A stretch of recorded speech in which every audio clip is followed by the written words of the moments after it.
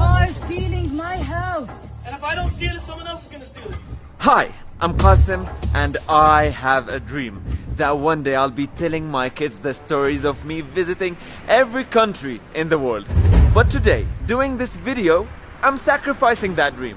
And if you want to know why, stay with me and I will tell you. But for now, let me tell you the story of my people.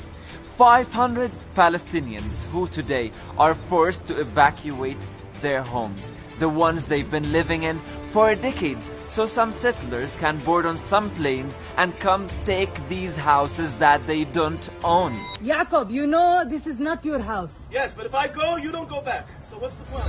Imagine an unjust court telling you that you have to leave the house you grew up in, the one you got married in, the one that you were planning to spend the rest of your life in. So someone from, I don't know, the US can come and steal the house illegally and be proud about it.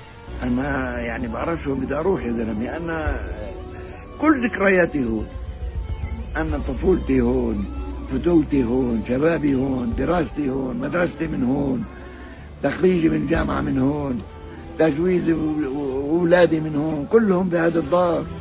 كل حجر بالدار بيحكي قصة عندي. What's being stolen here is the last glimpse of hope that maybe one day Palestinians in Jerusalem will get justice. Especially that this neighborhood is well located in the heart of Palestinian Jerusalem, and it's unacceptable for an Israeli settlement to be there. And I had to tell this story today because for some reason international media decided to stay silent.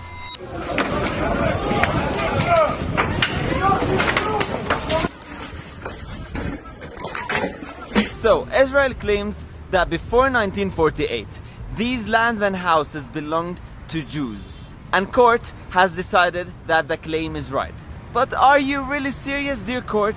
Before 1948, Palestinians, Muslim and Jews lived peacefully together. نحن فلسطينيون يهود ونريد أن نعيش تحت الحكم الفلسطيني. And no Palestinian would take the land or house of another Palestinian or human. That's only what Israel does, not us. But if you're actually serious, how about you give my grandfather back his house in Jaffa, the one he lost in 1948? Of course you wouldn't. But anyway, the real story here is that Jordan donated these lands in Jerusalem, and UNRWA decided to donate the money to build houses on them, so these refugees from Jaffa and other parts of occupied Palestine can have homes after Israel occupied their homes. So imagine getting kicked out of your house twice due to occupation. First in 1948 from Jaffa and other parts of occupied Palestine, and 60 years later from Jerusalem. هذا بيتي، هذا بابي. لمين تشكي والقاضي غريمة؟ لمين؟ Dear world, my people are told occasionally, why don't you just make peace with Israel? It's all in the past now, just get over it. But you have to understand that what's happening is an ongoing occupation. Lands are still being taken.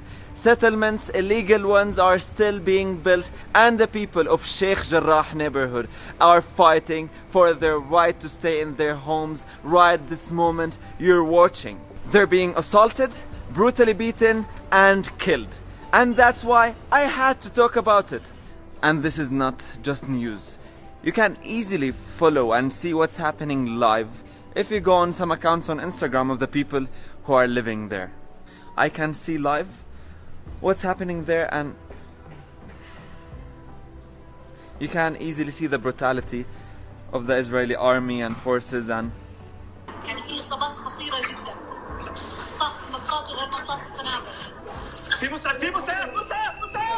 back to my dream. It's quite known that Israel controls the borders of Palestine, and they don't let anyone in if they speak up about what's happening. So, I'm sad to tell you that probably I will visit every country in the world and tell my kids the stories, but not of my own Palestine.